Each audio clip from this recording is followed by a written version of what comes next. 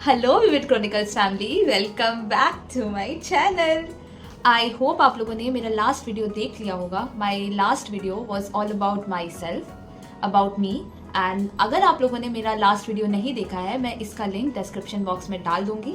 आप लोग जाकर उस लिंक के ऊपर क्लिक करके आप मेरे बारे में, मेरी लाइफ के बारे में, मेरी एजुकेशन बैकग्राउंड के बारे में आप सब जान सकते हैं। So what is today's video all about?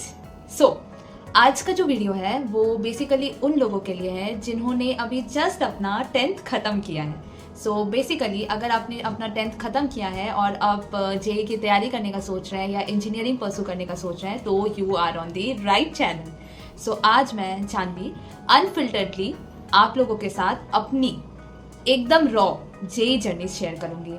मैंने 2 साल में क्या चीज़ें की, क्या रिसोर्सेज अपनाए, ऐसा क्या किया जिससे मैं अभी NIT में हूँ। एंड अगर आप वो चीज़ों को फॉलो करते हैं या आप लोग वो जेई जर्नी मेरे जानना चाहते हैं तो बने रहे वीडियो के साथ। So let's get started. It was March 2021 जब टीवी पे न्यूज़ फ्लैश हुआ कि 10th के बोर्ड एग्ज़ाम्स कैंसिल किए जा रहे हैं। मेरे फैमिली में सभी दुखी हो गए। मैं भी काफ़ी दुखी हुई बिकॉज़ मैंने अपना प्री बोर्ड्स बहुत शिद्दत से दिया था, बहुत मेहनत करके दिया था, तो मुझे लगा था मेरे बोर्ड्स बहुत अच्छे जाने वाले, मैं फुल्ली प्रिपेयर्ड थी। बट यू नो, लॉकडाउन चल रहा था, कोरोना वायरस हाइट पे था, तो आई गेस गवर्नमेंट ने जो भी फैसला लिया वो हमारे हित में लिया। उस टाइम पे कैंसिल हो गया। मैं 5 दिन तक काफ़ी दुखी रही, बट उसके बाद मैंने सोचा कि आगे का सोचना होगा, मुझे साइंस लेना है, कॉमर्स लेना है, आर्ट्स लेना है, क्या करना है। इट वॉज़ देन मेरे फादर ने मुझे कहा कि बेटा इंजीनियरिंग कर लो, ये लड़कियों के लिए बहुत सेफ साइड होती है, एक स्टेबल करियर होगा, आराम से तुम जल्दी सेटल हो जाओगी, अच्छा होगा तुम्हारे लिए। तो इस पर मैं एक चीज़ बोलना चाहूँगी। 11th में मैं जब गई थी मैं काफ़ी नादान थी। आई डेंट नो कि इंजीनियरिंग के अलावा भी बहुत सारे फील्ड्स होते हैं। मतलब पता था कि बहुत सारे और फील्ड्स होते हैं, कॉमर्स लेती तो बीकॉम करती, आर्ट्स लेती तो अलग फील्ड में फिर जाती। उस टाइम पे आई डेंट थिंक कि इंजीनियरिंग मेरे किस्मत में है। मैंने सोचा पापा जो बोल रहे हैं वो कर लेती हूँ, और उस समय PCM लेना था मुझे, फिजिक्स केमिस्ट्री मैथ्स। तो I went with what my father said. I thought कि जो सोच रहे हैं वो अच्छा ही सोच रहे हैं मेरे लिए, तो मैंने हाँ बोल दिया। बट उसके बाद मेरी लाइफ डिवास्टिकली चेंज हुई। So before we move on to my JEE journey, मैं आप लोगों को एक शॉर्ट स्टोरी सुनाना चाहती हूँ, जो कि जब मुझे लगा कि मुझे अब इंजीनियरिंग करना ही है तो इसके बारे में मैं पूरा रिसर्च कर लेती हूँ। मैंने यूट्यूब सर्च करना चालू किया, IIT Delhi, IIT Bombay, IIT Roorkee, IIT Kharagpur and what not. मैंने इतनी सारी ख्याली पुलाव पका ली अपने दिमाग में कि जब मैं IIT जाऊँगी मैं ऐसे ड्रेसअप करूँगी, ऐसी लगूँगी, इतनी हॉट लगूँगी, इतनी अच्छी लगूँगी, आराम से मैं अपना कॉलेज लाइफ एंजॉय करूँगी, DJs में जाऊँगी, एकदम आराम से कॉन्सर्ट्स अटेंड करूँगी, सिंगिंग करूँगी, डांसिंग करूँगी। एक अलग ही दुनिया में मैं पहुँच गई थी ये चीज़ें सुनने के बाद कि मुझे अब इंजीनियरिंग करना है। इंजीनियरिंग लाइफ काफ़ी सॉर्टेड है, काफ़ी चिल है, काफ़ी सही है, बस मुझे 2 साल अपने देने थे। मेरे दिमाग में बस यही चीज़ चल रही थी, मैंने अगर 2 साल मेहनत कर ली तो मेरी आगे की लाइफ सेट है। But when reality hits hard on you, like literally hard on you, you understand ऐसा बिल्कुल नहीं होता है। You have to face situations, बहुत डिफरेंट सिचुएशन होता है, जेई के बाद भी, जेई से पहले भी। जेई की जर्नी ने मुझे अगर कुछ सिखाया है तो वो है मेहनत करना, कंसिस्टेंट रहना, और ऊपर नीचे आएंगे ज़िंदगी में, बहुत कुछ होगा ज़िंदगी में, हमेशा मूव ऑन करते रहना। किसी भी चीज़ को ये नहीं सोचना कि अभी अगर बुरा समय चल रहा है तो आगे भी बुरा समय चलेगा, ज़रूरी नहीं है। Nothing is permanent in this world.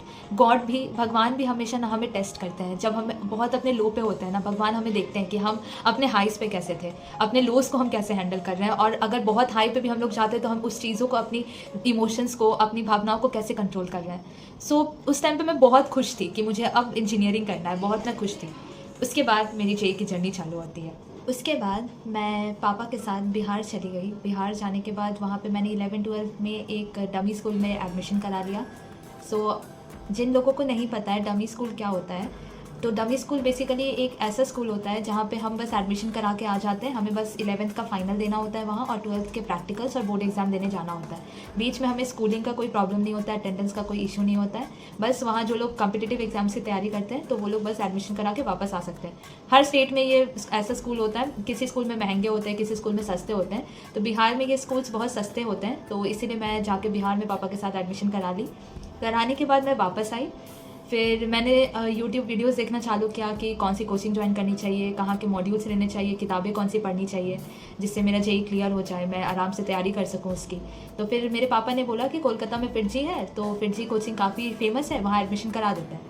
मैंने बिना अपनी कैपेसिटी देखे मैंने बोल दिया हाँ पापा ठीक है, क्योंकि मैंने भी रिव्यू में देखा था काफ़ी अच्छा था।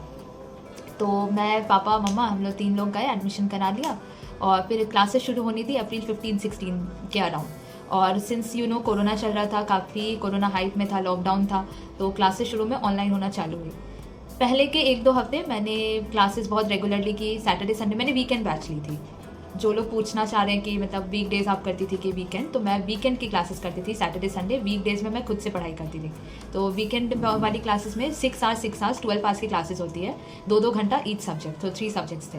तो मैं पढ़ती थी। तो इट वाज काइंड ऑफ, शुरू के 2 हफ्ते मुझे बहुत अच्छा लगा। I could understand every concept, every subject. Maths मुझे आसान लगती थी, लॉग वगैरह कराते थे, बेसिक मैथ्स, रूट्स निकालना, ग्राफ्स बनाना, तो मेरे लिए आसान लग रहा था मुझे।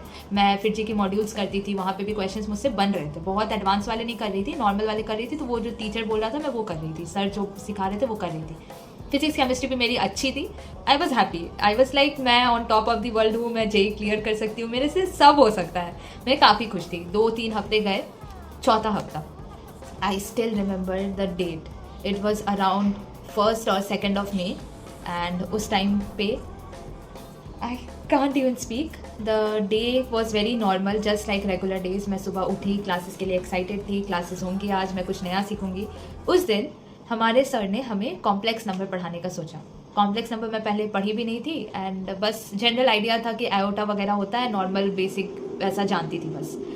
और सिंस मेरी मैथ्स बहुत अच्छी नहीं रही है 10 तक, तो आई वॉज लाइक ठीक है मैं सीख जाऊँगी, मेहनत करूँगी एक्स्ट्रा, मैं सीख जाऊँगी। It was that day, complex number जब सर ने पढ़ाया, मेरे दिमाग के ऊपर से सब, I could not get a single thing. बस बेसिक शुरू में जब बता रहे थे आयोटा होता है रूट अंडर -1, ये हम लोग क्या करते हैं, यहाँ पे हम लोग एंगल निकालते हैं, ऐसे करते हैं, तो मैं चीज़ें समझ रही थी उस टाइम। लेकिन जैसे जैसे वो डेप्थ में जाते जा रहे थे ना, लाइक बहुत ग्राफ्स वगैरह में जा रहे थे कॉम्प्लेक्स के, उसके बाद फिर आगे के क्वेश्चंस करा रहे थे प्रीवियस ईयर जो जेई में आ चुके हैं, मॉड्यूल से क्वेश्चन क्लास में। उस दिन मेरी फट गई, लिटरली फट गई। मुझे लगा मेरे से नहीं होगा, मैं छोड़ दूँ। मैथ्स शुरू की क्लास थी तो मेरा फिजिक्स केमिस्ट्री में मन नहीं लगा। मैथ्स की क्लास इतनी फालतू गई कि मेरा केमिस्ट्री और फिजिक्स में एकदम मन नहीं लगा। आई वाज लाइक मेरे से अब कुछ नहीं होगा। संडे वीक की भी क्लासेस मैंने पूरी चौपट कर दी इस चीज़ को लेके कि thinking, over thinking. I over think a lot. I know this is very wrong, I know many of you must be facing this. I over think a lot. किसी चीज़ के ऊपर मैं शुरू हो जाती हूँ तो मैं 2-3 दिन तक उसके बारे में सोचते रहती हूँ, अपना प्रेजेंट खराब करती हूँ, पास्ट के बारे में सोच के, फ्यूचर भी खराब करती हूँ ये चीज़ के सोच के कि अगर ये सही नहीं हो रहा है तो ये क्या ही होगा। तो मेरे साथ यही हुआ, 4-5 दिन तक मैं कंसंट्रेट नहीं कर पाई। मैं फिजिक्स केमिस्ट्री भी अच्छे से नहीं पढ़ रही थी, एनसीईआरटी नहीं पढ़ रही थी। एनसीईआरटी की किताबें मैं खोलती थी बट मेरा मन मैथ्स पे लगा रहता था। मैं फिजिक्स बंद करती, केमिस्ट्री बंद करती, मैथ्स खोलती, कभी मैथ्स बंद करती, फिजिक्स खोलती, तो मेरा कुछ भी कंसिस्टेंट नहीं चल रहा था। 5 दिन 6 दिन गए, फिर नेक्स्ट वीक क्लासेस आई, फिर सर कॉम्प्लेक्स नंबर कंटिन्यू किए। कॉम्प्लेक्स नंबर खत्म होने को चला है, मेरा स्टार्ट भी नहीं हुआ था। आई वॉज वेरी टेंस्ड, मेरा अब कुछ नहीं होने वाला, मेरे से नहीं होने वाला। फिजिक्स में ये चल रहा था, न्यूटन्स लॉ चल रहा था। और केमिस्ट्री में as far as I remember हम लोगों को सर फिजिकल केमिस्ट्री में ही और एक टॉपिक पढ़ा रहे थे। इलेक्ट्रोकेमिस्ट्री शायद करा रहे थे, 12th का टॉपिक था, बट सर ने बोला वो आसान है, सिंस मोल कॉन्सेप्ट हो गया तो हम लोग इलेक्ट्रोकेमिस्ट्री रेडॉक्स साथ में कर लेंगे। तो उसमें भी मेरा दिमाग लग ही नहीं रहा था।